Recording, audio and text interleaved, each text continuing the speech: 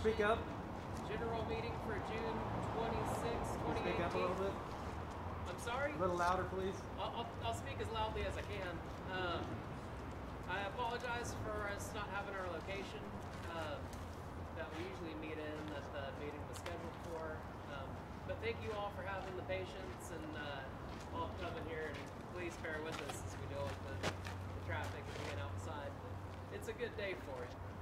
Anyway, I'd like to call this meeting to order. My name is Micheal Collins. I'm the Vice Chair of the Lents Neighborhood Association. We had some board members resign last week, which puts us at, we're down to 4 board members, and in order to take positions for do any business as the neighborhood association, we have to have at least 7. In order to fill those seats, we're going to have a board meeting and come up with appointments with the remaining board members, and then those appointments will have to be ratified by the general membership in order to carry along with neighborhood business. But Barbara was kind enough to put together an agenda for our meeting. Of sorts. And I know our agenda's changed a couple times, but with having half our board resign last week, we kind of just tried our best to keep on going and to make sure that we had a meeting this week. Why'd they resign? Very important. Code of conduct, do that first. Okay, we have an agenda we're going to follow, so I guess we'll do that.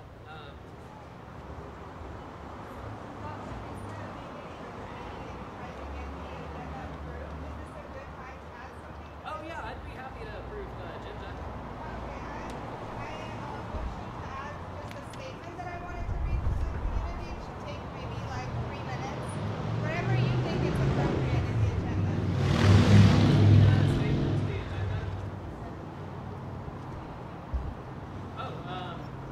We need to take a vote on. Okay. We have a motion to add a statement by Sabina to the agenda and a second. We'll have a discussion. Does anyone have anything to say about adding? Can you use the PA? You have the PA. Works on battery power, doesn't it? You know how to use the PA, or you just don't want to use battery? It's battery powered? We can use a PA if we need to. Yeah, I think we need to. with all this road. Okay, great. All right, so That means we have to, not doing anything until we get the PA set up. it's in Barbara's. I'm not sure where Barbara's. She's over here. Let's go back here. Barbara, do you have the public address system? Okay. Apparently it has batteries and we can use it. Yeah, so. I'll help.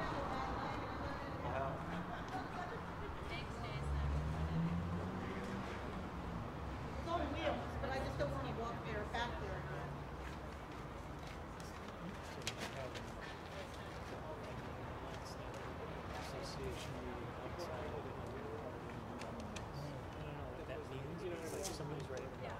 I didn't realize it would be Yeah, no, no.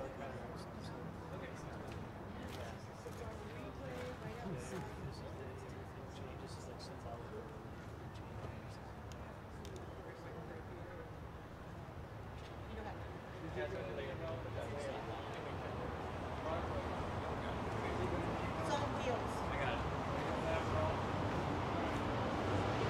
Everything we got. Okay, so we're going to wait until we have a PA to continue the meeting so that everyone can hear a little better. Johnny, can you stand up for us in the meantime? I can hear you. Do I have the oldest ears? I'm good. No, mine are older, I'm sure. Okay. If you stand back that way, it probably echoes better, just saying. Well, we also probably don't want to turn it up too loud because people live in these. Well, that's what I'm thinking. If you stand there, it'll bounce off the wall. I know, but still, it's just neighborly not to. That's Especially very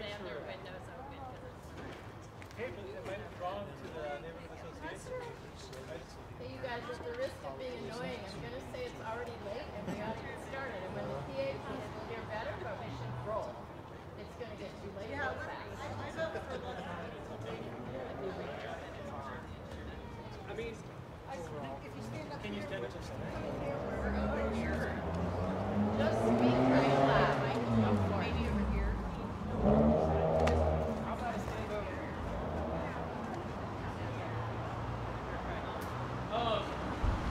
So do we need to take a vote on whether or not we should continue with or without a PA?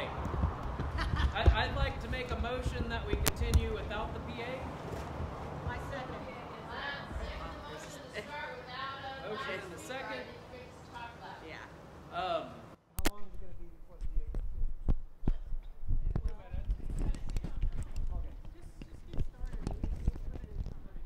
Is this discussion? I think it's ludicrous to try to entertain this constant stream of traffic and not be able to hear every fifth person or 10th sentence when you have a PA that can satisfy the needs of all. It's not like you have a packed agenda. That's my 2 cents.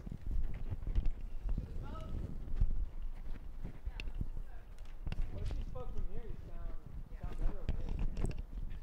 I don't know, like, if we could all agree on whether another gets here.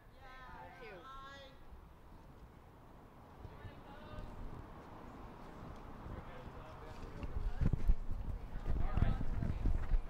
Okay, all those in favor of continuing with the meeting until the PA gets here?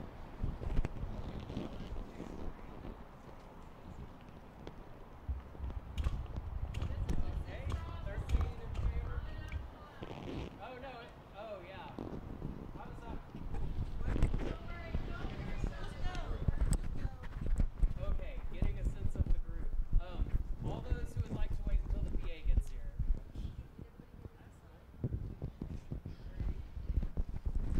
Okay, so we'll go ahead and continue, and I'm sure the PA will be here. Is there any kind of secretary for this meeting? I'm going to be taking notes. Thank you.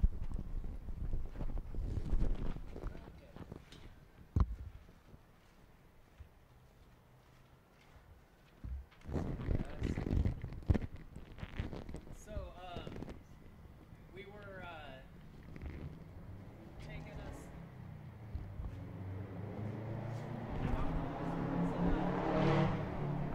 Is it taking an action if we're making a motion to amend or accept the agenda? Or are we just getting a fill up? That's just your group process with the meeting. You're Okay. taking, adopting a policy, approving the budget, voting on Lents, things. Okay. Great. So, we've got a motion to add subpoenas sometime on the agenda, and we had a second.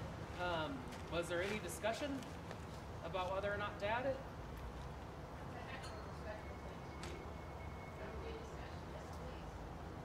Point of order, you were entertaining this motion, you did another motion in between it, now you're back to this motion? That's not how it works. How does it work, Robert? I don't know.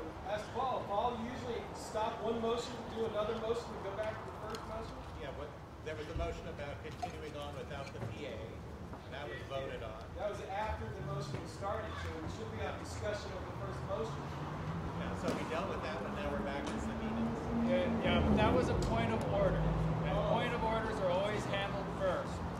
Then you go back to the original motion.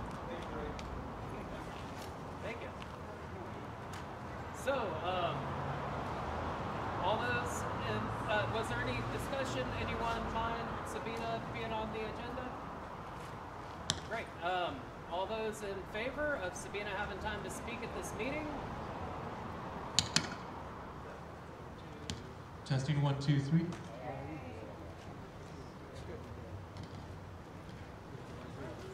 Ace, you don't count. So that's 21 in favor.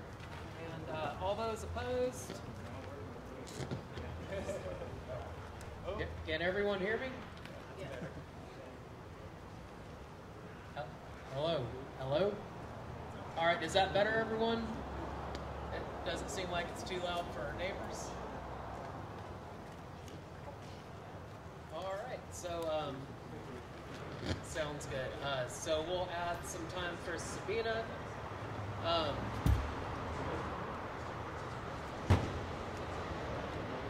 Testing 1, 2, 3. Yeah, you can use this one.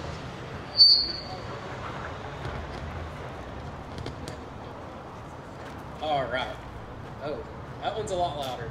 Can everyone hear me? Can everyone hear me? Oh, we're good.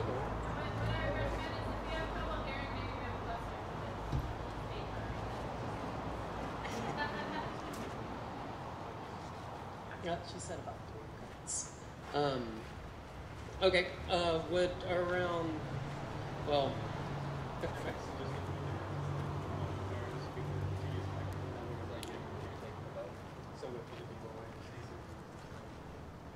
okay, and if, okay, so we wanted to start the meeting by, actually no, we've still got to accept the agenda. Did anyone else have anything they needed to add to the agenda? We passed it out. Going around here.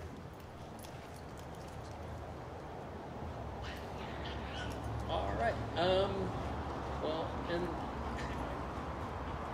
oh, sorry. Okay, good. So is there a motion to accept the agenda? Oh, and also we wanted to add Vicky from the Holgate Library to the agenda as well. 1 second. Okay.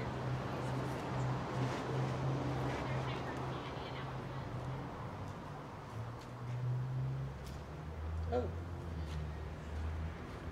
Yes, we. Okay, yeah, we can add community announcements to that. Walk around this. Well, so I'll walk this around. It's otherwise you're the one. All right. Thank you, Vicky. So if you want to say something, I'll just raise your hand and I'll walk the microphone to you. Like open comments? Yeah, or Is it open comments? no, well, not yet. We're gonna Adopt your agenda. we're gonna adopt our agenda, but if we'll save open and public comments towards ends and announcements. So we have a motion to accept the agenda, adding some time for Sabina, time for community announcements, including the Vicky from the Holgate Library. Has anybody had the sign-up sheet? I'm sorry. I think everybody heard. Everybody have the sign-up sheet? All right. So I'll make a motion that we accept the agenda with friendly amendments. I second it. Oh, good. Any discussion? Sorry. All right. All those in favor of accepting the agenda?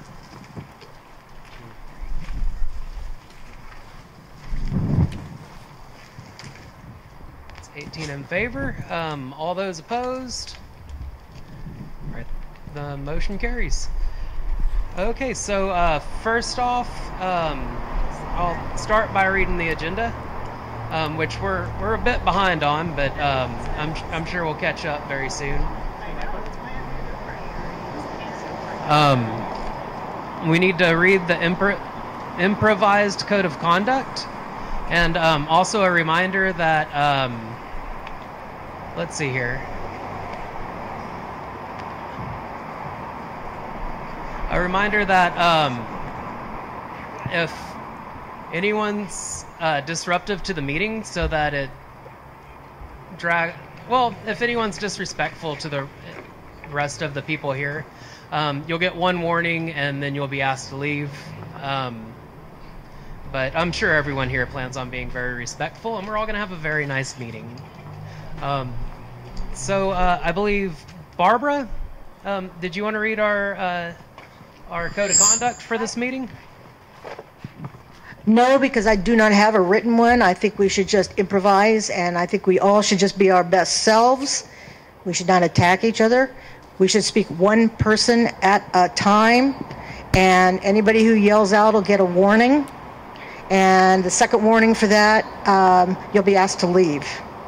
I don't know if I've left out anything out of the normal, what a normal code of conduct would be, but basically let's be our best selves. That's all. I always like to add that we should all assume good intentions. Yes, Robert? So this is a public space. You have no authority to kick anybody out of it. So how are you gonna maintain that? Being that this is a public space, you have no authority to kick anybody out of it. How does that work? Oh, if I said kick anybody out, I definitely misspoke. Ask to leave. Ask to leave. Same difference. Well, I'll ask someone to leave if they continue disrupting, and we can't have a meeting where we're respectful to each other. Then I don't think there's much point in us having a meeting.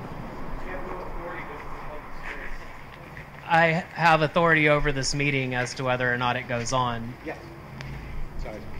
So just for clarity, with too many interruptions, you'll stop the meeting.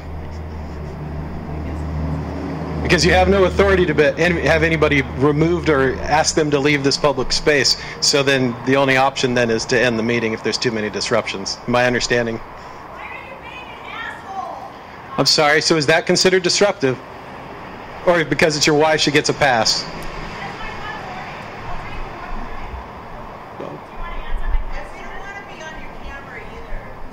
Okay. What's your question? I'm sorry, I didn't know this was a Q&A. Hey, listen. So this seems very disruptive. Does this count? This is very disruptive, and yeah, and listen. If don't blame me. I didn't. I was just asking for clarity. Robert, may I speak, please? Oh, sure. I'm sorry. Here. Thank you. Don't give me a mic. Listen. If we can't be respectful, if we can't all be respectful, and we can't have a meeting, then we just won't have a meeting. I'm fine with that. I'm fine with us not having a meeting. And we can just wait until the next board meeting. We'll appoint new board members, and then we can all meet again next month, and we can ratify those board members. I'm fine with that. Everyone a lot of people that are here want to have a meeting. And if y'all still want to have a meeting, then let's have a meeting. But if y'all don't want to have a meeting, we don't have to. Is everyone cool having a meeting? Yes. All right. So let's all be respectful to each other. I think the board should go ahead and introduce themselves. My name is Micheal Collins. I'm vice chair of the Lents Neighborhood Association. My name is Barbara Bader. I'm the board member at large for the LNA. What was that? I've got it all up as far as it'll go, so... I'll try to speak more directly into it. Here it's really loud.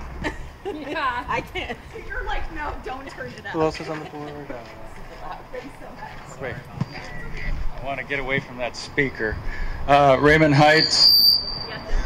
Treasurer. Cora Potter, land use chair.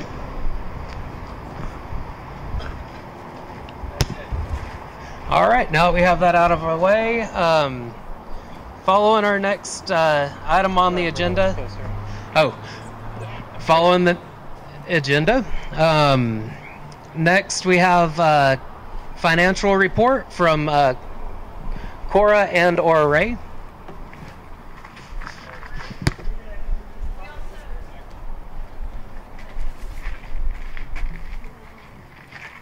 I was going to say, we also have Ben here who actually helped us with it. So if anyone has questions, he's probably can answer. I don't know. I don't want to speak for him.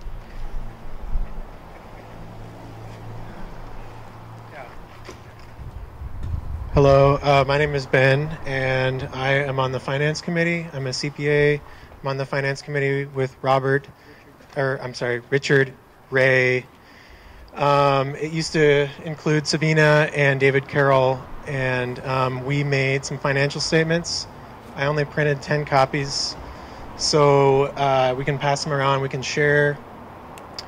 And if anybody has any questions, you can ask us.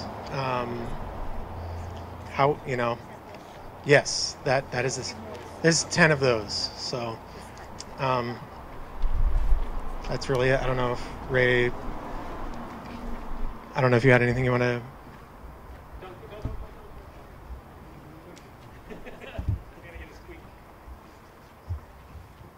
Okay, get away from the speaker.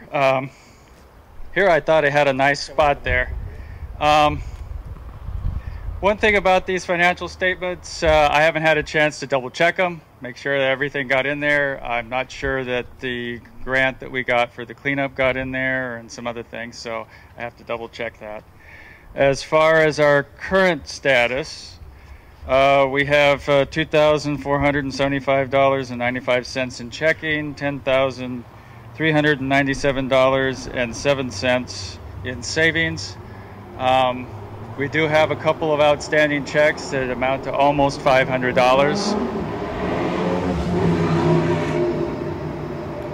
Okay, and that's not, but those checks are already included in these totals. So these are actual totals. The last report that I'm aware of that we had was ended on March 31st. So I could give you, the transactions since then. There hasn't been too many. We have an interest payment of 51 cents, another interest payment of 55 cents, and then I transferred out of savings $2,500 into checking so that we can cover our anticipated expenses over the next few months. Unfortunately, so we have $300 that we spent last month for food at the general membership meeting. Oh gosh, I don't have it all written out here because I wasn't expecting to do this tonight. I think let's see. I think we had electric bills of $28.66 and $40.59, as well as yeah, I just don't have the details. I mean, I can tell you what the expenditures are, but I didn't write down what they were for on this particular statement. And everything else is in my spreadsheet at home. That's about all we got. Thank you, Ray. Is there any way that you could sort of go over the financial report findings? Just like briefly, like, Jennifer? yeah, what you found, like. Can you make sure to, because we have mics available, I mean, otherwise we should just turn it off. I mean, because otherwise only certain people can hear you. So can we please make sure to use the microphones?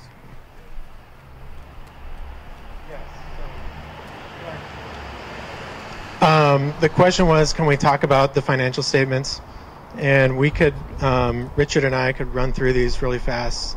And if Ray has anything he wants to add, or Sabina, they can add as well. But the first page is a statement of financial position, which is basically a balance sheet. And so this shows all the assets and all the liabilities and the equity in the organization. And so the total unrestricted net assets is $13,493 for 2017. That's for the year ended December 31st, 2017. These financial statements cover 2 years. They cover 2016 and 2017. And we wanted to put these together so that there would be something written so that the membership could have a written record of what the financials are. So there's some clarity and there's some transparency in the financials. And so if you look at the financials, that's the first page, is the balance sheet or the statement of financial position. You move on to the next page is the statement of activities, which is an income statement. And this shows all the revenues. There's grants that come from EPNO. There are contributions that come from the community. It's a really small amount of interest income. And then there's expenses. And in these financial statements, we categorize all the expenses as either program services or general and administrative expenses. And that is something that is not-for-profits do. That's how they file their taxes. It's a reporting requirement that is not required of us because we're so small, but we wanted to, as a finance committee, we talked about this and we wanted to provide the maximum disclosure. And so that's why we did this on our tax returns. On our tax returns, we don't have to provide this amount of financial detail because of the size of the organization. It's exempt from doing that. So on the statement of activities, you can see all of the income and expenses for the year. And you can see in 2017, there was a net loss of $160. In 2016, there was a net income of $1,600 approximately. The next statement is the statement of cash flows. These are accrual basis financial statements, and so we have stuff in there that's not just cash, but this brings it back to cash. What happened with cash, beginning cash, ending cash. One thing that stands out here is investing activities. There was money spent in the year that was capitalized. In these financials, I established a capitalization threshold of $200 for assets. You can read about that in the footnotes to the financial statements. It outlines the capitalization policy.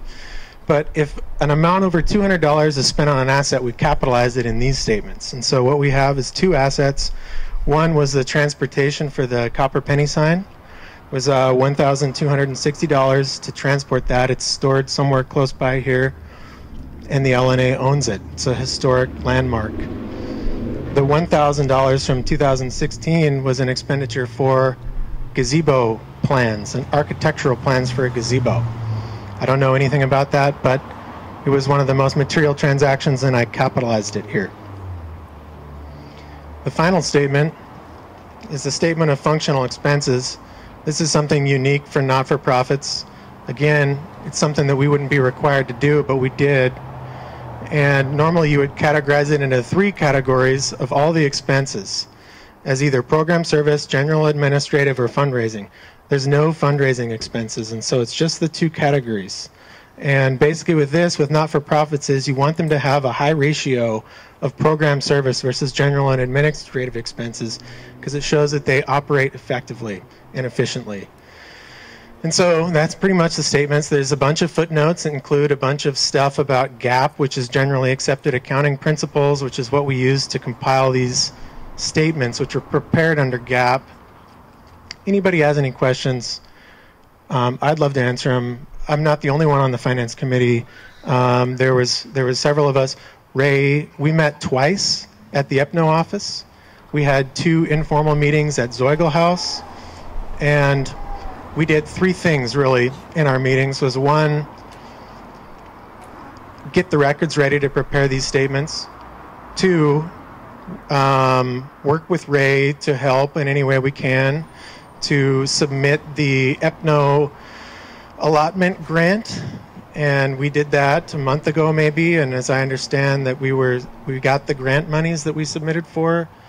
One other thing I was involved with on the finance committee was submitting for an expense to pay for a Lents Street Fair stage to East Portland neighbors, and that's something that Ray may be able to speak about more. I'm sorry, Richard may be able to speak about more. He works for East Portland Neighbors, which is in the footnotes as a related party. If you read the financial statements, there's 2 related parties mentioned in there.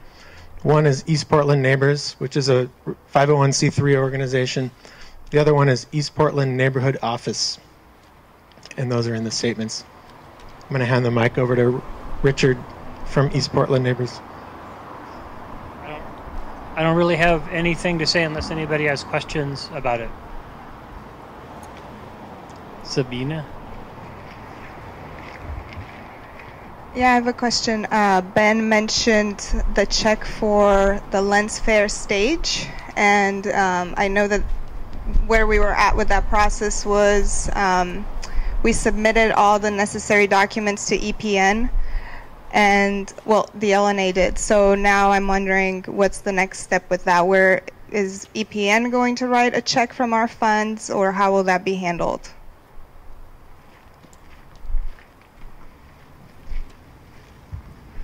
That's the request that we just got like this last week, I believe. Is that correct? I believe that check is in process at this point. So will EPN then pay the fair, or EPN pays the stage people, or what's the next step is what I'm wondering. Is the LNA required to do anything else at this point, or is it out of our hands? I'm not sure the answer to the question. I'd have to look at the office. I'm not prepared to answer it the way the invoice was submitted was for the check to be made directly to the vendor who will be providing the stage. And that's my recollection as well. I just wasn't 100% certain we were talking about the same thing. So EPN's practice is that when the check, when the request is the invoice is for the vendor, and it actually gets mailed directly to the vendor.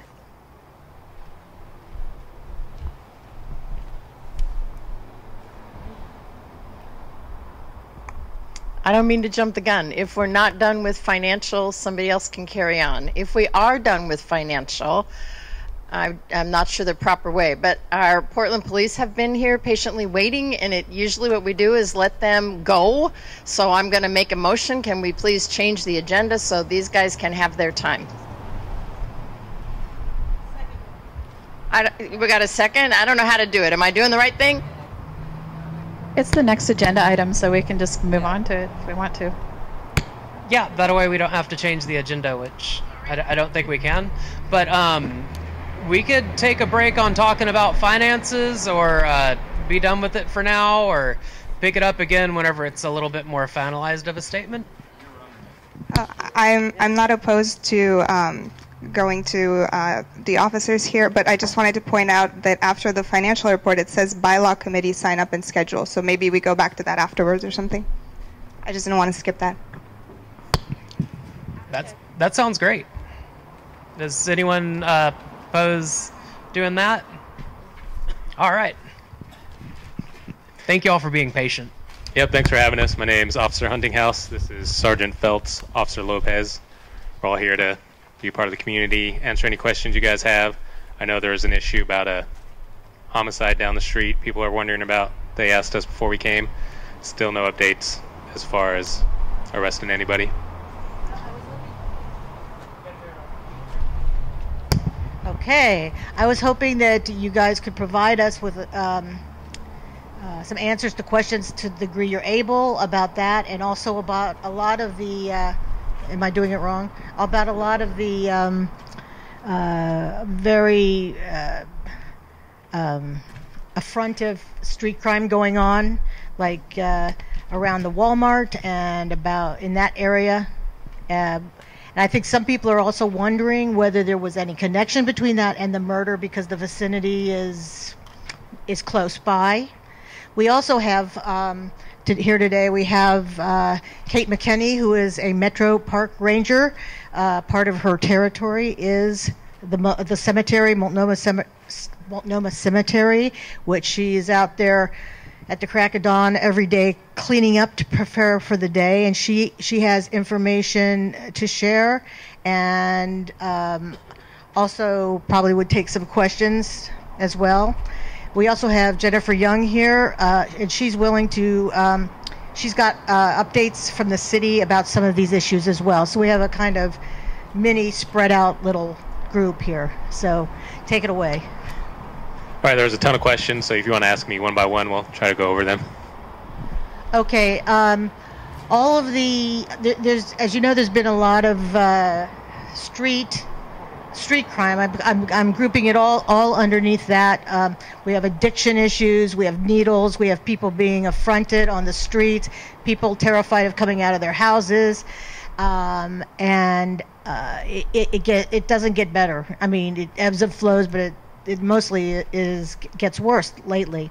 At the same time as that, we had the murder at Marshall High School.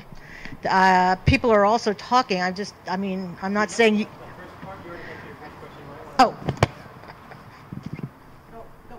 Okay. Well, the street crimes we deal with on a daily basis. We make arrests, multiple arrests every day, depending on what the crime is. Will depend if there's any jail time. I mean, trespassing in somebody's yard. If we arrest them for that, it's a book and release. Portland's very liberal. You get held for serious crimes, but the other crimes you'll get a court date and release. Sometimes they come right back. It's just kind of a revolving door. Obviously, Portland's taking a different view on drugs, and it's not just a Portland problem, it's a nationwide problem. Portland has a bad problem. They're trying to come up with treatment issues. Instead of going to jail, sending people to treatment. Just depends on what they're doing with their drugs, how much drugs they have, if they're selling drugs. It depends on what they're doing. And then we have different avenues. but it's definitely a huge problem that I alone can't fix. I mean, it's a citywide, statewide, nationwide problem that politicians, city leaders are trying to address. I don't have the answer to fix that problem. As far as the connection with the homicide, as of now, there's no connection, but that's all the info we have. Can you give us any kind of an update on the homicide? I mean, any suspects? I mean, I don't necessarily want you to give us specifics, but are you making headway? Because people are afraid that this person is running around the neighborhood. There's nothing.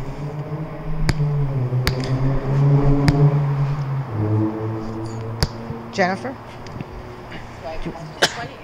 Okay. And, no, we need the mic. We need to just give them this. Here. Thank you.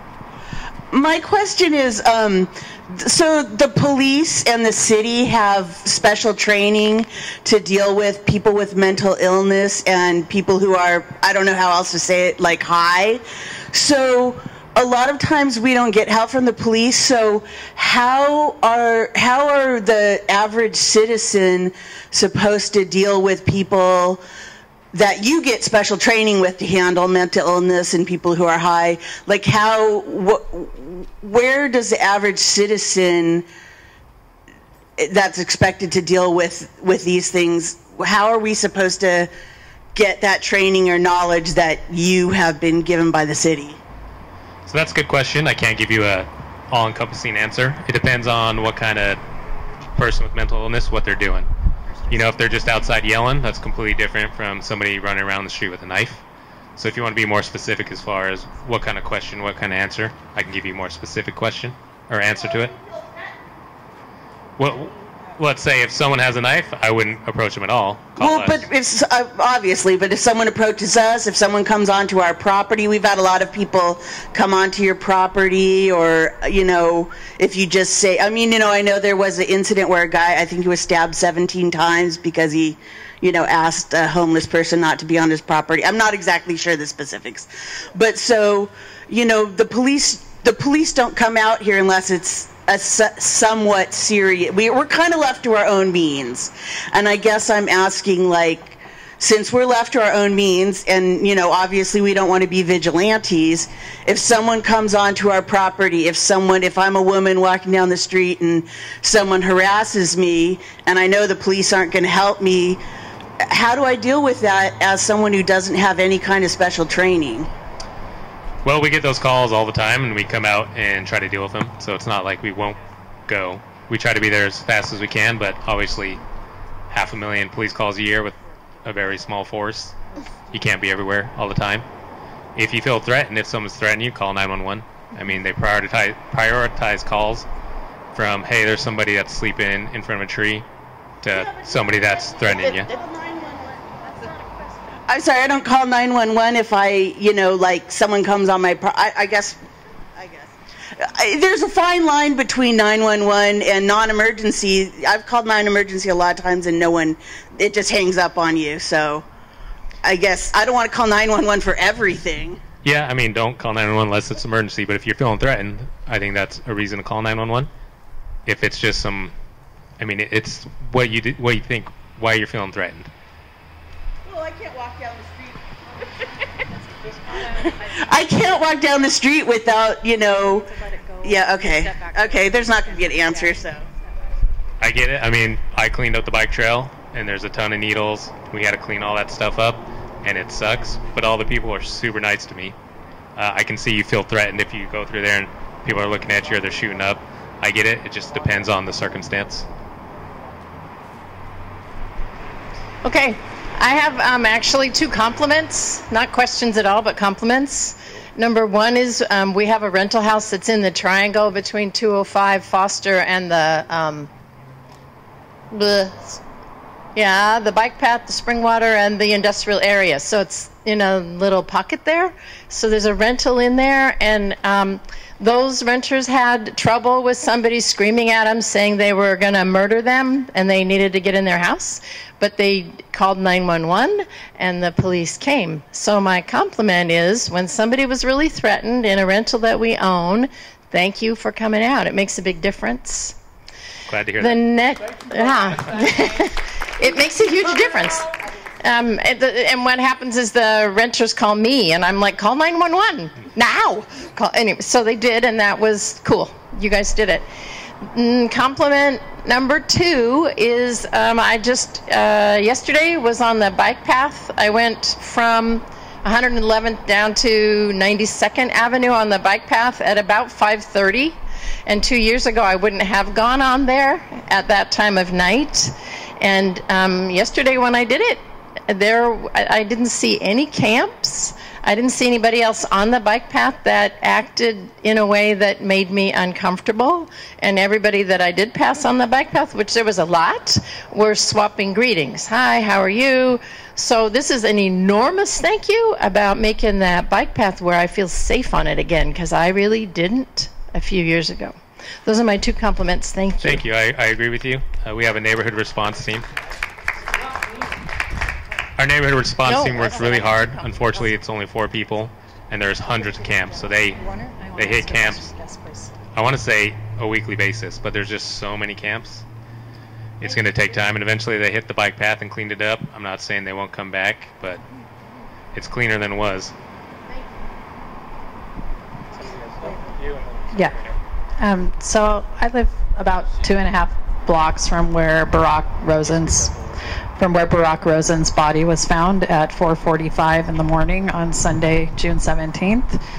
I have 2 questions about that. One, there was a call at 11:30 for shots fired at 87th, right there behind the Walmart. Why wasn't that followed up on? You know, if those are the shots that killed him, he may have been laying there for hours. And he might have lived, maybe, if someone had come in time.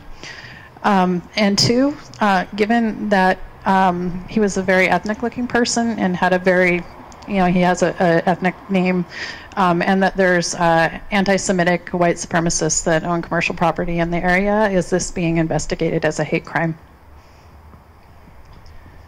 We've got no updates on the investigation.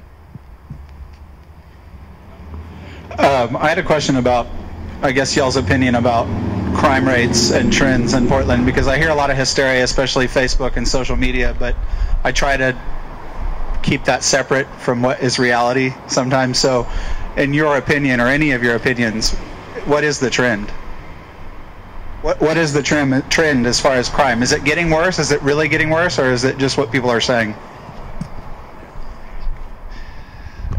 It does depend what crime, as Officer Huntinghausen just added.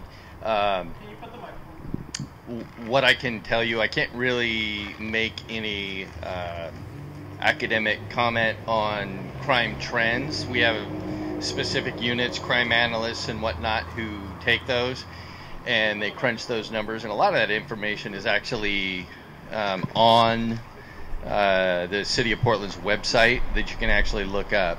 All I can really tell you is that our calls for service have skyrocketed in the last 5 years, and our staffing has dropped for a variety of reasons, primarily retirements. There have been some policy changes on what calls are put out, taken as calls for service. And we respond to a whole lot of police calls that really aren't police calls, and we do our best to filter through those and get rid of them.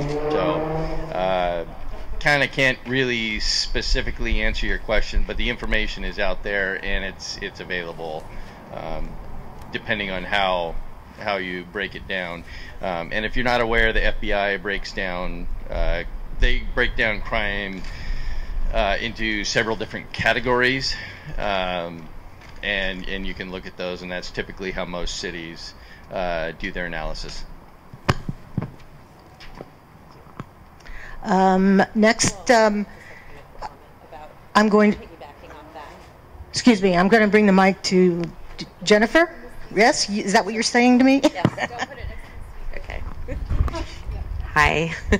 Just like to thank you for all that you do. Just to answer your question, so over the last 3 months, I've been reading crime reports in Lents, particularly, and keeping a log they fill these. I do a daily log before I go to bed. And I've seen in the last 6 weeks probably a double in calls in Lents. And the typical crimes have been like disturbances and unwanted people, lots of stolen cars. Some days there's like 5, and just in our area. I only do Lents. I always highlight if there's an assault, a burglary, you know, kind of the bigger ones. So it's been pretty shocking the last 2 weeks, I just have to say, since we've seen all the activity by Walmart, the cemetery, all in there. There's a real trend of criminal activity there. So it went from an average of about 22 911 calls to 36. So something like that. So there's definitely been a upward trend over the last 6 weeks, just from like my sociology, criminology training from 25 years ago, looking at statistics and reports. And you very well might be correct. There's a couple of questions. A, I'm not sure where your information is coming from, which isn't to say it's not accurate, but what it's compared to. The big thing that comes to mind is what's happened in the last 2 weeks. Well, I've just seen an upward trend. I don't know. School's out. Of school's out. Yeah, summer, hot weather, lots of people coming. But that's right. just what I'm saying. There's just been like a... Overall, I mean, you live in the neighborhood, absolutely. It's been pretty bad. Absolutely would share your same concerns. However, part of it, when you overlay schools out, and some of them like a disturbance. Yeah. A disturbance can be anything from an outsider might call in some of the things that they've seen people arguing over and go, oh my gosh, there's people fighting, and they're literally yelling at each other. And they call that as a fight, and they say, oh, it looks like it's about to get physical. Bam. Now you got a priority call coming out, and it hits your stat book. So, Yeah. I mean, and I think we're just seeing, too, a lot of people right. from other And so places coming. That's not to and say that there's not serious crime going on. You have to, it takes a little deeper analysis to Right. actually determine what the trends are. You have to look after the fact at what reports were written. That's one of the things that we do is we investigate crime. First thing we have to do is determine, has there been a crime committed? Right. Kind of backtracking and going back to shots fired call in relation to what everybody's concerned about here. We get, oh boy, maybe several dozen, if not more, shots fired calls throughout the city on a daily basis. And those vary anywhere from their fireworks to there's somebody setting off a dry ice bomb to actual shots. And what we have to do is go into the area, because a lot of times it's a very general call that comes out. And so, you know, yep, shots fired at, let's say, 92 in Woodstock. Okay? And if that's the only call we get, that's all we've got. If we get several calls, we might be able to narrow it down, and then from there, do we have any bullet strikes anywhere? Do we have any casings on the ground? We look for witnesses who may have seen something, and then of course the telltale is if somebody gets dropped off at the hospital by their buddy and somebody needs treatment. So that's where we go, and that's how we start all of those. So I don't know if that kind of answers your question overall. Anything else, Jennifer? Not right now. Okay. I will now take the mic over to Metro Park Ranger Kate McKinney, who she's both a Lents resident and the caretaker of Multnomah Cemetery, which is the center of a lot of the problems there, and also when they cross the street into the Lents boundaries. Thank you. Can everyone hear me? Okay. So I'm just going to do a quick introduction of myself, my team that I work with. I'll let you guys know what we've been working on in the cemetery, what our process is, what we can and cannot do, and I will take some questions if there are any and answer them to the best of my ability and refer anything back to my manager that I'm not able to answer. So Barbara's correct. I am a Lents resident. I also work for Metro Parks, and tonight I'm here in a Metro Parks capacity. So I am not, I'm providing information and I'm answering questions and relaying information to people at Metro. I'm not here in a personal capacity tonight. I work with a team of 3 other park rangers. Currently we have 5 seasonal employees working on our team as well. We cover a total of 8 nature parks and technically 13 cemeteries. 3 of those are clustered really closely together, so 10. And we range, our properties are located as far east as Corbett, as far west as Hillsborough, as far south as Wilsonville, and as far north as industrial North Portland. So we're covering a large amount of territory. That being said, our reporting location is fairly close. We report to Fairview, and our process for the past couple of weeks has been to punch in at 6 a.m. and drive to Multnomah immediately so we can arrive before operating hours. When there are people inside, we make contact with them, request that they leave. We will escalate from verbal warnings to written warnings to exclusions, and that's kind of those are the tools that we have basically to deal with rule violations in the cemetery. The past couple days I've been out there, so I've gone out before 7 a.m. The past 3 days, so Sunday, Monday, and today, and then I've also circled back around in the afternoon. This afternoon I was out there at the same time as Officer Higginbotham with the Portland Police, and he and I had the opportunity to talk a little bit. He was able to speak to people outside of the cemetery fence, along the sidewalk, people that were blocking the right-of-way, and I was speaking to people that had awnings or tarps, tents, anything that was attached to the cemetery fence is something that I'm able to enforce. But outside of the cemetery fence, I don't have any resources to... I don't have resources that I can use to make law enforcement contacts. I can talk to people and I can learn names and what's going on in the area. But that has been how I'm approaching the issue at Multnomah, and that's largely how my team is approaching it as well. I'm sorry? Do you want to tell us something about how we can all be more helpful in our reporting and accuracy of our reporting of incidents?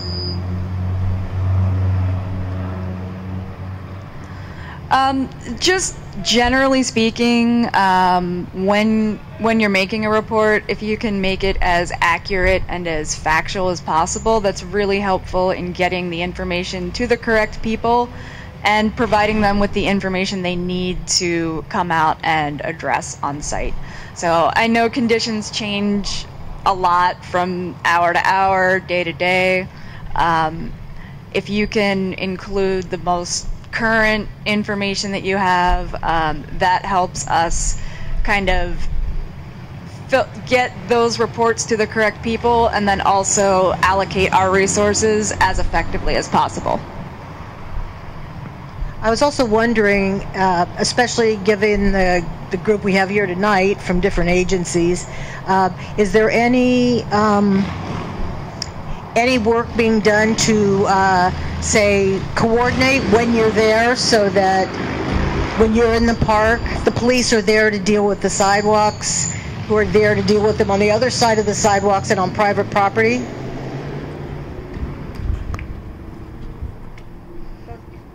Oh, both of us? Yeah. I'll let them speak to that first, since it looks like they need to take it. Okay. I don't know that they heard that because... I was asking whether, given that you guys are here and also another agency representative is here, if there's any coordination being looked into among your various agencies to be on site at the same time, so that, for example, if she's in there at 6 a.m. cleaning out the cemetery and everybody gets on the sidewalk, is there anybody that then the police could be there to deal with that aspect of it, and social workers could be there to deal with it at the same time? Otherwise, it's the same old, I'm going to move back over the fence as soon as the ranger leaves, I'm going to move across the street to the Giants parking lot, I'm going to go into somebody's yard. But if at the same time everybody was there, maybe that could make a difference.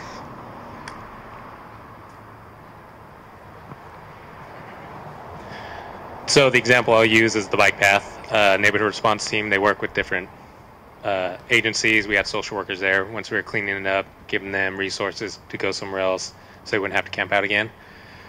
So they do that.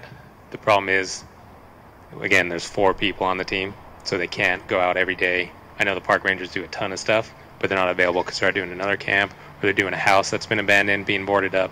They just have a ton of responsibilities. But yes, they do. They work with a whole bunch of different agencies to clean it up and try to give people resources and not coming back and not just moving across the street.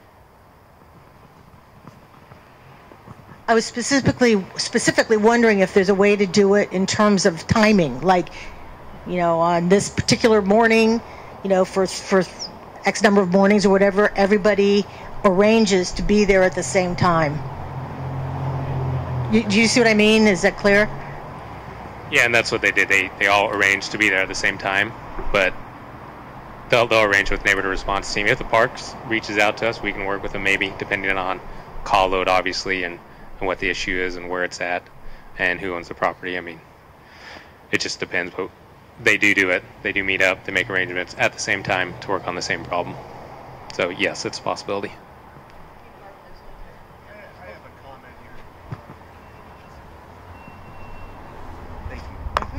So my name is Jonathan Lewis. I'm a Lents resident, but I also work for the city of Portland, part of a program that runs the One Point of Contact reporting system. And I did want to just comment on this. We do coordinate and work with police, and we work with Metro. And when we get reports about stuff that's going on in the cemetery, we coordinate with them, and we do actually have that area posted now to clear folks out. So we have been trying to coordinate with Metro and figure these things out. Depending on the issue, if it's on ODOT property or on the Springwater corridor, I mean, we're always having to work with another agency to deal with these issues.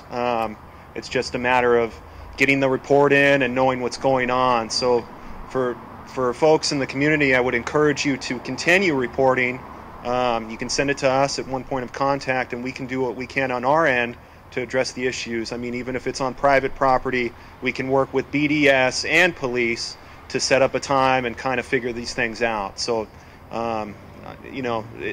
this stuff doesn't happen overnight. It does take time, and I realize that's frustrating, but we are doing everything we can to address these issues as quickly as possible.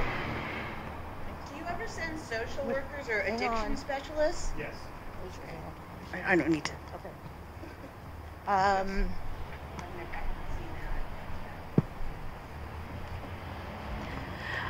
So I'll just say on our end, I make every effort to coordinate with other agencies that may be involved. When I post, I notify social services, and I notify my manager as well, and ask that he maybe identify who would be best to reach out to. I did have the opportunity when I was at Multnomah today and speaking with Officer Higginbotham, I had the opportunity to find out that the cleanup, so there will be a cleanup tomorrow, and I will make every effort to be in the cemetery when that cleanup is happening. due to the size of the area that we cover. If something happens in another one of my sites and, you know, there aren't enough coworkers to cover everything, I may not be able to be in that time. But I have it blocked off on my calendar.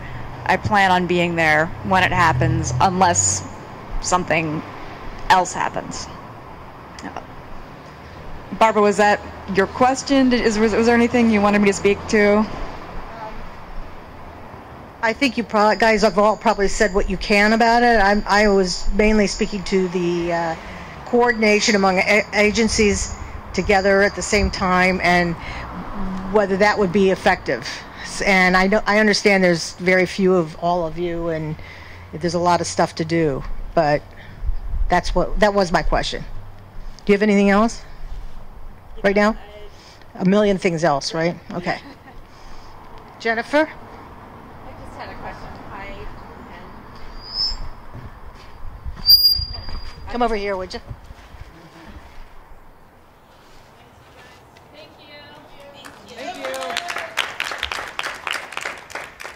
So, you know, I've been working really hard on this area with the neighbors. I was just wondering if you have a plan in place to return maybe the next day after they move to the residential side streets, which worries me. I know that seeing people in the cemetery is very, very difficult for people. There's a lot of people that have loved ones there that couldn't visit Memorial Day. I got an email today about it, but I'm petrified when this sort of suite happens near the cemetery because they go down to my street and the camps come onto the residential streets, block sidewalks. So I'm wondering if there'll be more of a proactive plan, because this is a very large group of people. They're very entrenched. Most of them were on 83rd on private property. Went there last week when that got posted. So this sort of going back and forth, I'm wondering if there can be more of a coordination to, if they go the next day, that's posted immediately, just to like stop this. It's really kind of out of control. In the last 2 weeks that it's been posted, it's just gone back and forth.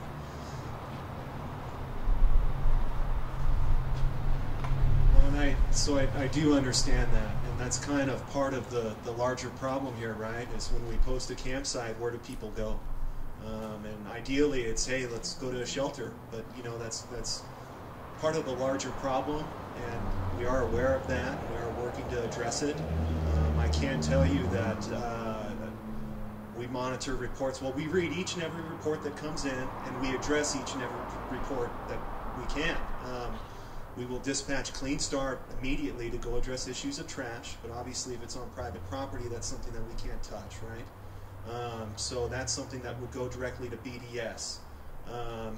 You know, it is an issue, and we have Lance coming out here. His guys patrol this area, especially along the MUP. They patrol it regularly. Holgate, I think we were here twice this week. You know, and oh yeah, I'm sorry. So Lance is our vendor with Rapid Response BioClean. So we use two separate vendors to come and post and clean these campsites and clear biohazards and debris when they do eventually clean up. But no, it's part of the larger problem, and I think as a community we need to make a decision in terms of, you know, do we want to add additional shelter space, or you know, what is it that we're looking to do, you know? Because when we do post and clean a campsite, folks don't just disappear.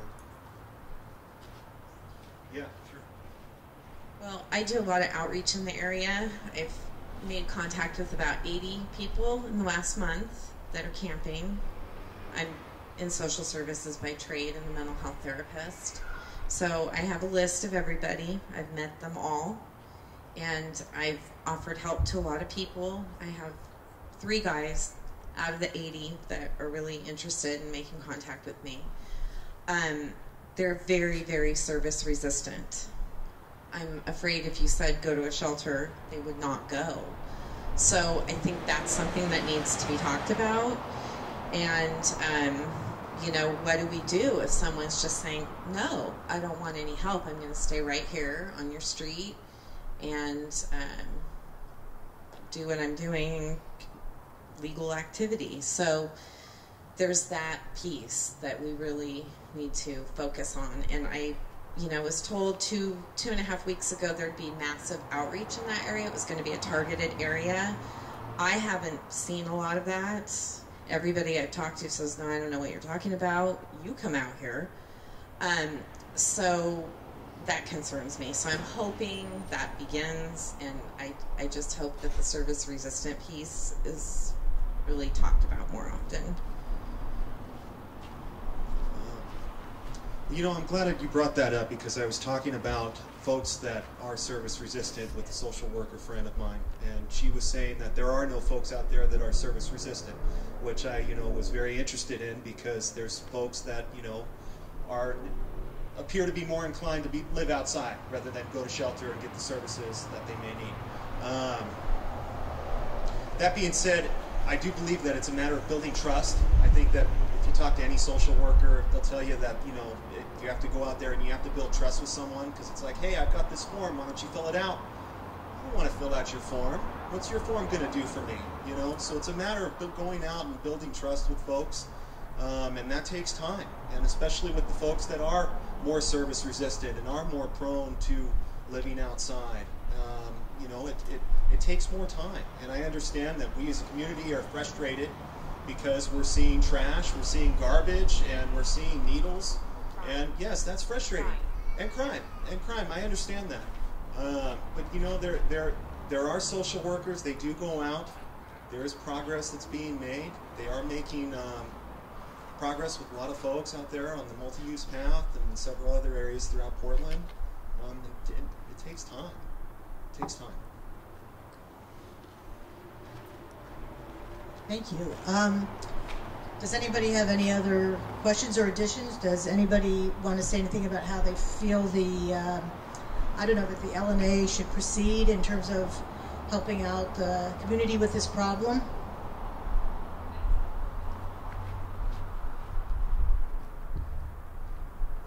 I just have a quick follow-up statement before we move on to that. I wanted to let everyone here know that I do have my contact information and my manager's contact information. I'm happy to pass those cards on to you, as well as let you know what my schedule is, what my manager's schedule is. So if anybody's interested in that, please come see me.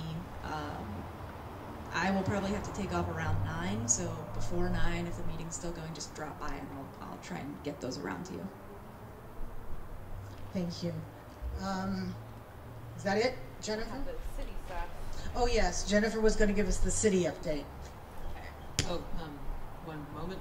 I just wanted to say, it's starting to get a little late, and we're pretty much in some people's living rooms, so if, I think it'd be in our best interest to maybe, I'm not worried about skipping, I just want to make sure we get to talk about everything we want to talk about, and I think it would be a good goal to have 9 o'clock be the end time for this meeting, since we're outside, and we don't want to wear out our welcome. But yeah, let's continue.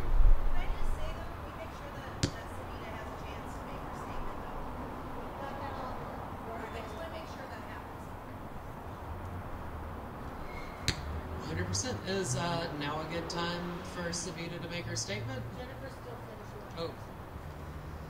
It's okay. No, I'd like you to. Okay, so as I just said, I've been working really hard with people in the community, especially around the 82nd Avenue corridor in Lents, which has seen a lot of activity lately, a lot of negative activity lately. I did talk with Sarah Fee from the mayor's office today at length. We've been emailing back and forth, and she wanted me to read this to you. She said, additional revenue is going to be used to fund a variety of programs to improve livability in the city, including a fire community health care position. They're converting $4 million of one-time funding to ongoing, adding $3 million in additional investments to get people out of shelter and into housing. They're going to fund an emergency management position. They're going to fund an Office of Neighborhood Involvement Graffiti Remediation. That's what she said. They're going to have a new parks ranger enforcing hazardous and abandoned boats. They're adding the 49 sworn officer positions to meet service and community policing demands. They're expanding the police behavioral health unit. They're expanding the police houseless community engagement liaison. They're going to enhance supportive transitions and stabilization for individuals experiencing mental health crises. She said we can expect a variety of outcomes from these investments, but they expect 240 new housing placements. They're going to convert $4 million in resources to ongoing support for housing placement and safety off streets.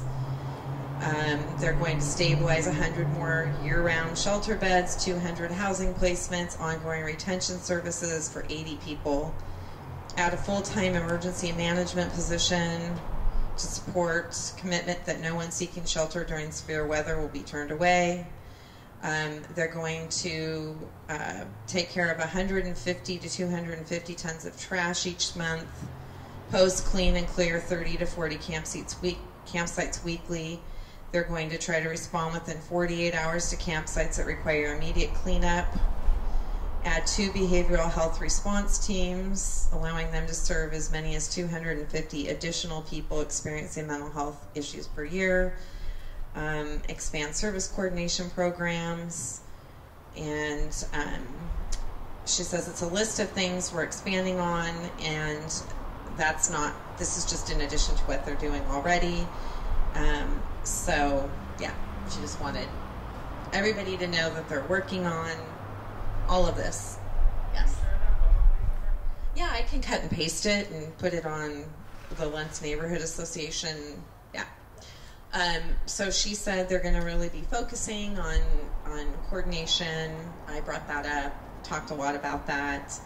And yeah, so that was it. But she really wanted everybody to know that they're committed to addressing this, and that, you know, citywide it's been quite an issue, but she recognizes there are certain areas that are being hit harder than other areas, and Lents is one of them. So Thanks, everybody. I'm going to turn it back to Michael. All right. So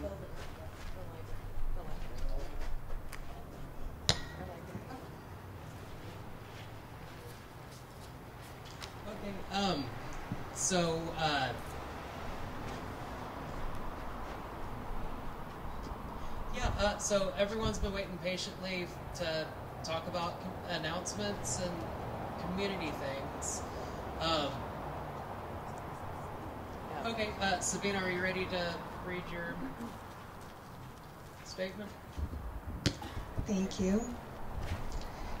Hey everyone, for anyone who doesn't know, I'm not sure I recognize everyone. I am the chair who resigned last week on Friday. Along with me, 3 other board members stepped down, Crystal, David, and Lacey. And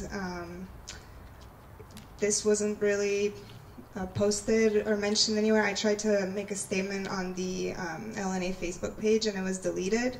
Other people tried to post it in the reviews and they have since closed the review section on their Facebook page, so I wasn't sure how to necessarily let my community know. And I thought I would just show up here tonight and read you the joint resignation letter that we submitted to the board and the city when we resigned. And so again, this is written from the perspective of myself, Christo, who is the transportation chair, Lacey, who is our secretary, and David, who is an at-large board member. In light of recent discussions and interactions as an organization, we do not feel comfortable and supported in leading efforts to involve our community in civic engagement. Select members of the board and the membership are unable to reconcile differences, communicate professionally and calmly, and address concerns for the greater good of our community. It is with great sadness that we, Christo, Lacey, David, and Sabina offer this letter of our resignation from the Lents Neighborhood Association Board, members of our board and community have been outright aggressive and unprofessional in interactions, purposely creating barriers and confrontation to derail efforts to improve our community for what appears to be the simple enjoyment of creating problems and delaying initiatives that benefit the greater good. In addition to the personalized attacks on board members, abuse of the grievance system, and outright verbal abuse in person and through electronic communications, current members of the board and community are clinging to past issues despite multiple offers for mediation. As new members who hope to reconcile differences through unbiased mediation and support, we found ourselves in the middle of an aggressive and unhealthy conflict that is yet to be resolved between some remaining board members and the founders of the LNA.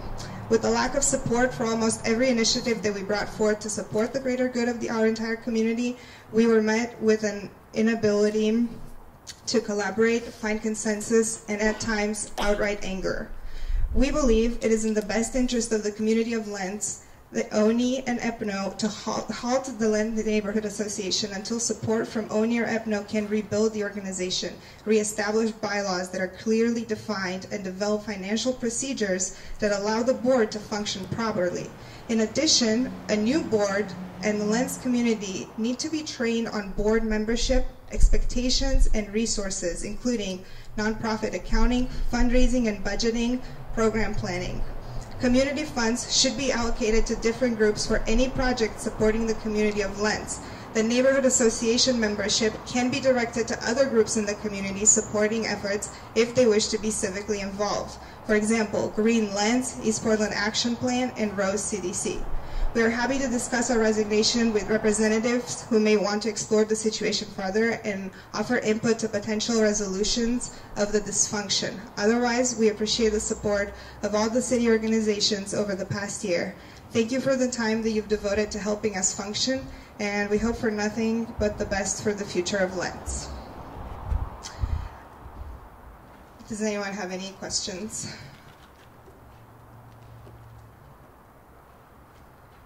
Okay.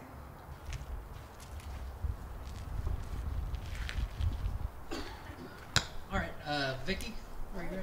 Yeah. Thank you. Right, thank you for giving me the opportunity. So, all summer, the library at Holgate has a program on Tuesdays at 2 o'clock geared towards families. And we're the only library that's doing this, and we're able to do it because we have the big lawn. So today we had the Border Collies come and do their demonstration, and we had about 250 people show up. Awesome. Thank you. Hey, would you please hold the microphone right up to your lips? All right. Is that better?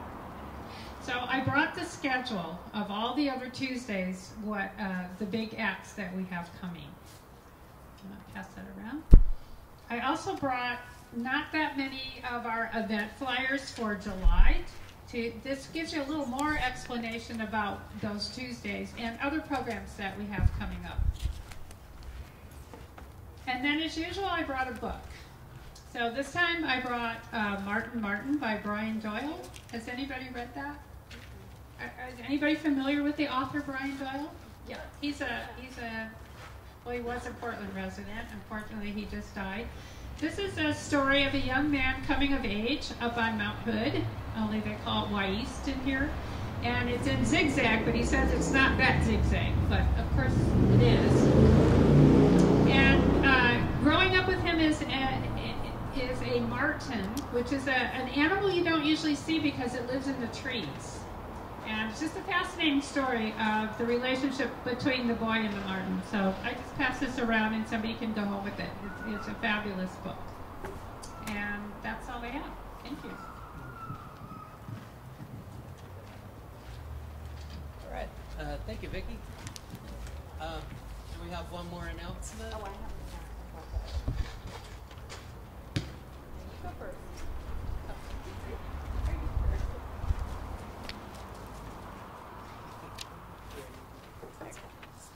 My name's Nicole. I'm with Green Lents, and I'm here to remind everyone about the wonderful and amazing Lents garage sale coming up on July 7th. We have over 20 participants signed up to host a sale on their own property, and so visitors from outside Lents and inside Lents can travel throughout the Lents neighborhood and visit all of these wonderful sales. If you're interested in signing up to host a sale of your own, tomorrow is the very last day you can sign up. I have all the information here, and you can do it very easily and quickly on the website. And the way the sale works the day of the sale is you would go to the community tool library, which is right here, and grab a map. And this year we're doing a really fun bingo card also on the map. So if you visit a certain number of the sales, you have a really good chance of winning prizes. So please come and find me if you'd like more information, and I really encourage everyone to be part of this wonderful neighborhood event.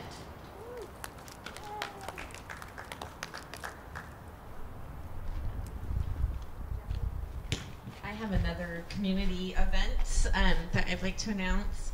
So we are having an intersection project block party on Saturday, this Saturday, June 30th, at the intersection of 84th and Schiller.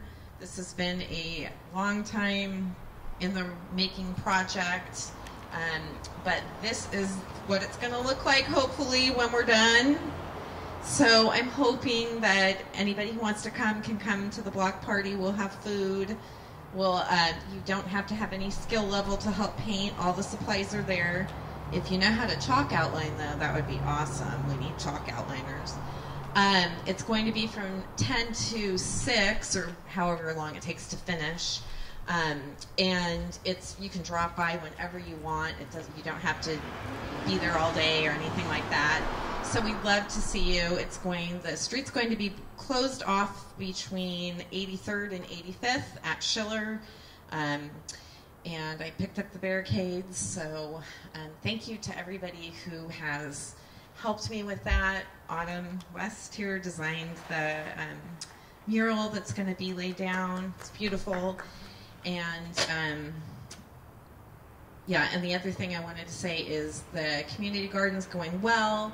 We have all our planter boxes in. That's the community garden at 96th and Woodstock. We're going to do a big planting of roses in the fall, and I'll update that, and I hope people can join us. It's a great project. Thank you.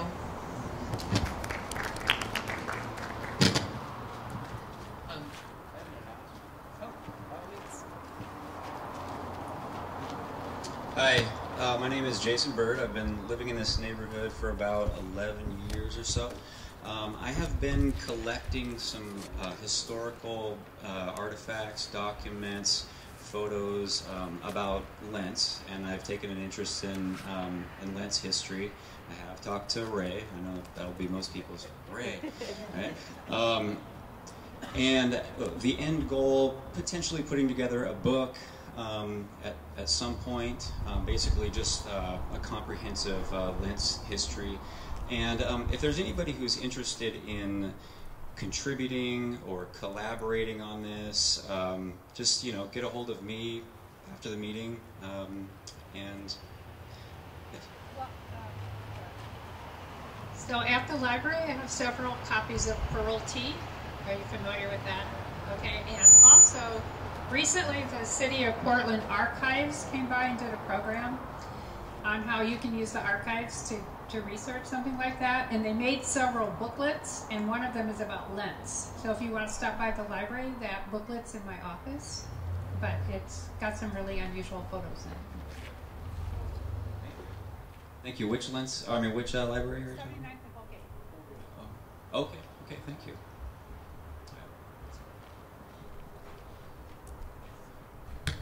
Were there any other announcements? Good evening. I'm Jeff Reardon, State Representative across the street, District 48. And I've been sitting here all evening debating on whether to say anything or not. First of all, I want to thank everybody that has been here this evening. The way this meeting got off, I was beginning to wonder, oh my God, why did I come up here tonight? Not looking too promising.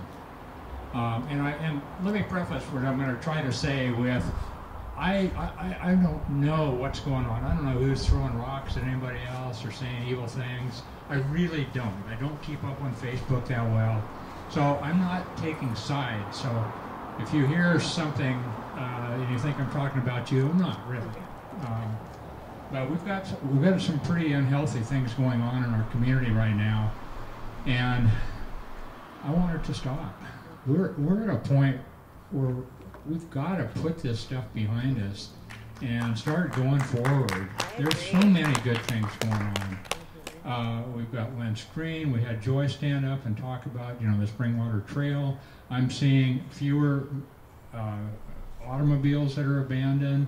There's some really good stuff going on.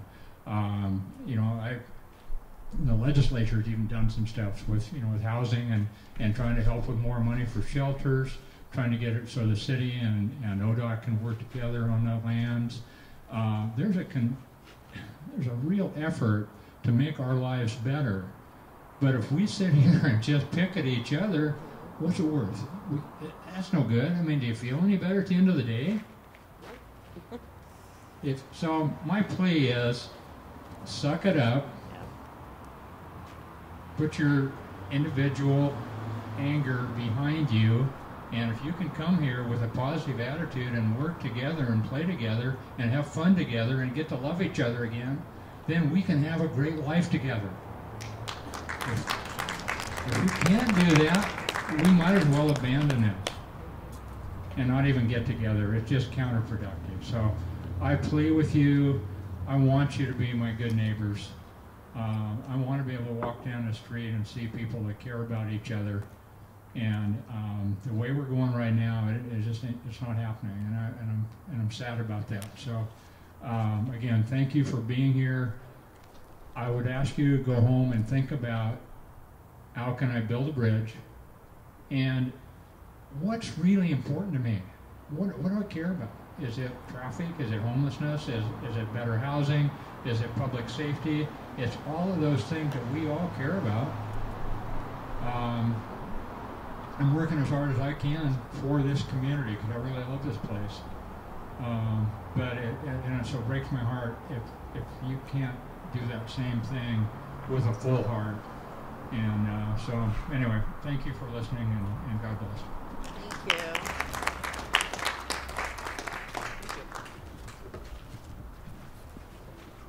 All right, are there any other announcements? Sure. Sign up sheets for bylaws committee and, I just want to make one comment. One of the officers was asking me, has the LNA, Land Neighborhood Association been denied the use of the Lands Activity Centers? I told him the Lands Activity Centers has always been open to the Neighborhood Association. I don't know what has been transpired between the last meeting and this meeting. And if no one has a key to open it, they can always call me. My number is on the sign-up sheet, and I'm most willing to come and open it for you guys. Oh, thank you.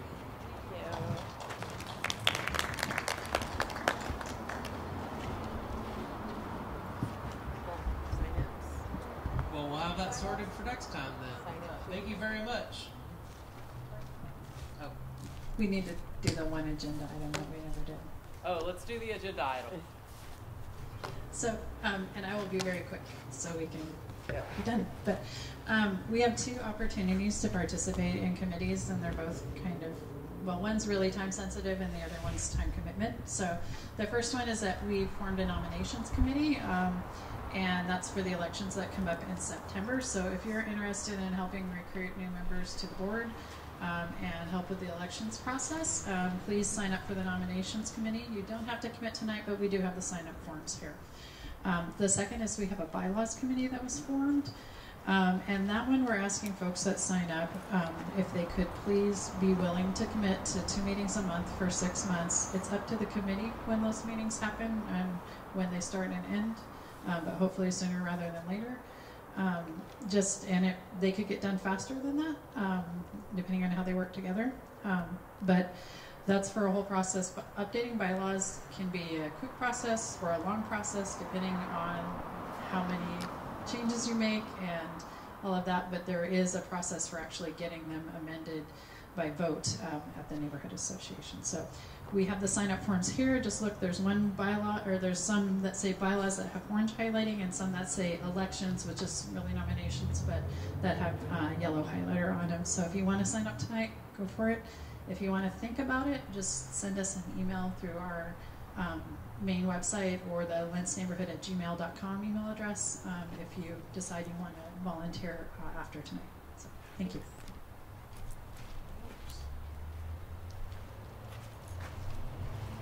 I'm wondering, and maybe this is a question more for Paul. So bylaws are a complicated and dense process. What if people want to know more? Will there be some sort of orientation meeting for people to understand what does it really consist of? How can they be involved? What do they need to know to be able to work on it? They might just not be aware of what kind of work is involved. Can there be an orientation before the actual work starts where people can learn more? So I'm Paul Leisner with the Office of Neighbor Involvement. I support the citywide neighborhood system. I would be happy if the committee wants me to come and do a training and orientation at your first meeting. We have a beautiful bylaws template that actually was developed based on years and years of issues that had come up for neighborhood associations. So it's a great place to start. So it doesn't have to be difficult. Part of what you should be doing is there are certain things that have been a problem in your bylaws in the past, and you want to make sure and fix those. But it doesn't have to be a painful process, and I'm happy to help you. Okay.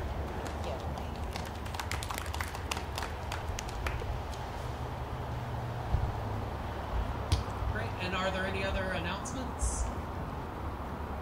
I think Paul and, well, so the next thing on our agenda, is to take questions on the LNA and where we go from here. And we've got Paul and Victor were nice enough to come. Oh, Victor had to leave, sorry. Oh, well, appreciate him coming over. Yeah, and we're running a little short if we want to keep our noise down at a reasonable time. So if anyone has any questions about where we go from here, as far as I know, our plan is to have our next board meeting.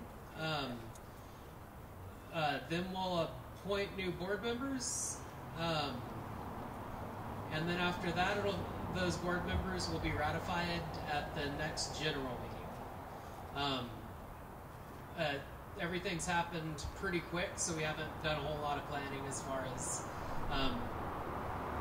where the appointees are going to come from. I don't know if anyone wants to volunteer or be on the board. It's tough work, and I imagine it'd be very rewarding for a lot of people. It's been hard for me, but I'm sure it'd be a little different for some folks. But yeah, if anyone has any questions about that, we can talk about it.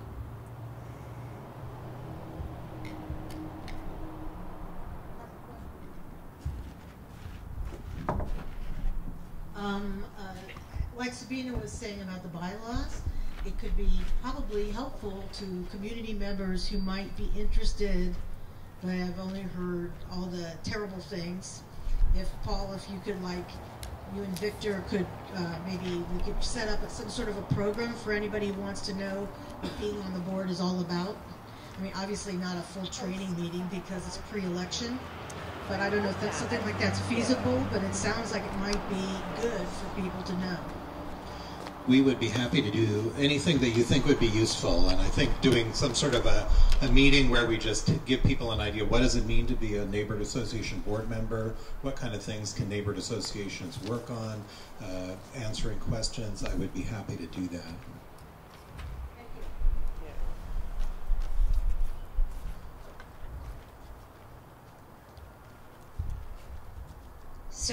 just curious, one problem that I feel that we've had on the board is that it's pretty much stayed white homeowners. What are you guys on the current board going to do to help change that so all the voices of Lents are heard? Because Lents is not just all white homeowners.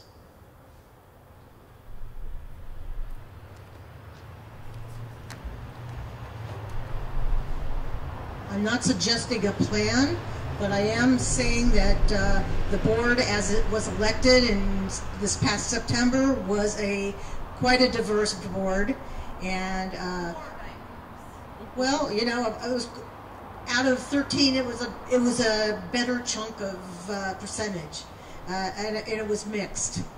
And I'm sad to say that these issues drove those people away.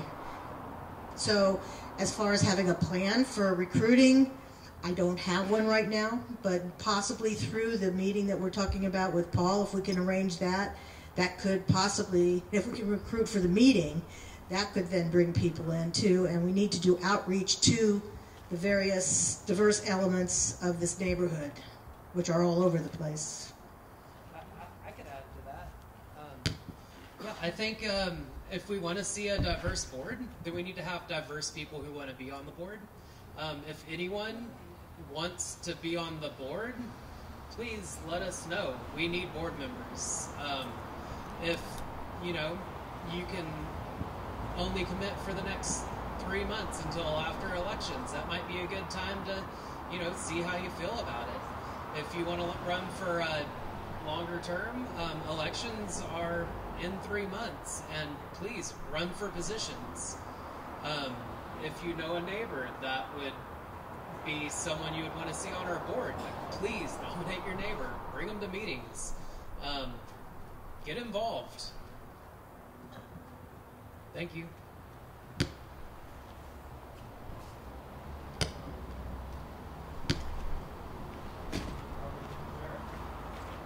Thanks, Paul. I was going to not say anything, but, you know, why not?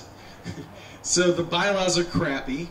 They don't support board members. They don't support diverse board members, as we've just watched 4 board members walk away, and the thing they're saying as they walk out is that it's not a functional board. So the idea of you folks that are left, 3 of which, whatever, grabbing another group, sticking them on the board while the bylaws are still questionable, I don't see how that makes anything better or different. Secondly, Paul, there's a process for putting in bylaws. Does it really take 6 months? That just seems like an incredibly long time when they've already been a bunch of work on this. There's a set of draft bylaws. So is there any prevention of just like presenting that to community and having that voted on maybe like in September before at the big election when we see the most people in Lents come to a neighborhood association? I'm just curious your perspective on if it really needs 6 months. Well, like I said before, we have a bylaws template that actually lays out everything you would need in your neighborhood bylaws, and what basically most neighborhoods just need to do is tinker with it to adjust to what your particular needs are. So whatever the committee is that starts on this, they definitely should start with that, and they should look at whatever the previous bylaws committee has done. None of us want to sit in meetings that we don't have to be at, so if it can be done quickly and get it over with, why not? And I would certainly be happy to support that committee through its process, because this has been something that has needed to happen for a long time.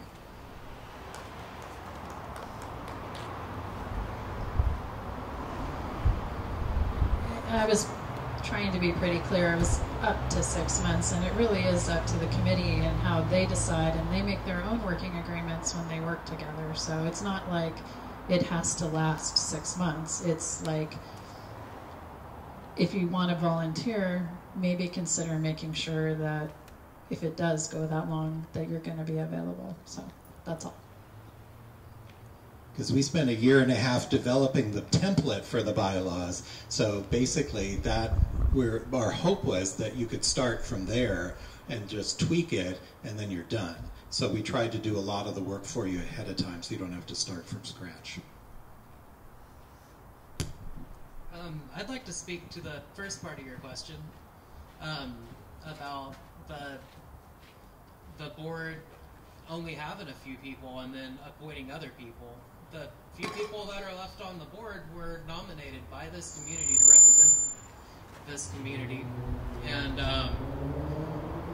it's important to me to fulfill my obligation and the promises that I made to this community whenever I ran for this position. It's not the easiest thing to do. Like, it'd be so easy to walk away, but I won't, because it's important to me that I fulfill my obligation that I made to you. Also, part of that obligation was making sure that I did the most I could for this organization and for the people that believe in it. And just letting this organization die wouldn't be fulfilling any obligation that I took upon myself whenever I ran for this position.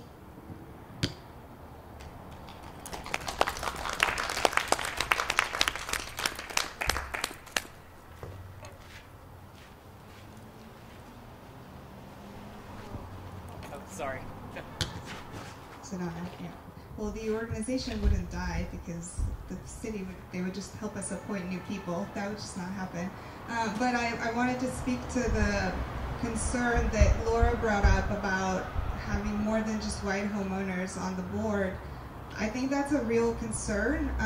East Portland is the most diverse area of the city. We have the highest percentage of refugees and immigrants and people of color. 1 in 4 people here identifies as an immigrant, and I'm wondering where they are because they're not here. Part of it is the language barrier, as far as I know, in my area. But part of it, inviting people is one thing, but then why are they not coming? How are we creating spaces for them to feel, where they can feel relevant and safe? The reality is that a lot of minorities wouldn't feel safe because of the intensity of the conflict that's on our board. So that is something that the board needs to work on, and I would really like to see the board working with an organization that actually knows how to do inclusion and how to do outreach and bring more people, and what kind of structures have to be put in place for people to be able to engage. We're going to need interpretation, we're going to need translation. And those are actually services that are available to us through the city, but not very many people know about them. So I don't presume to speak for, I'm an immigrant myself, but I don't presume to speak for other people. I'm just saying that I've heard from other immigrants too that, it's feeling safe, but then it's also feeling relevant, making sure that what you add to the agenda is going to be relevant to the type of people that you want to involve. So maybe doing outreach and asking them what kind of issues would bring them out, and then finding interpreters for them, translating the materials for them so that they know that it's happening.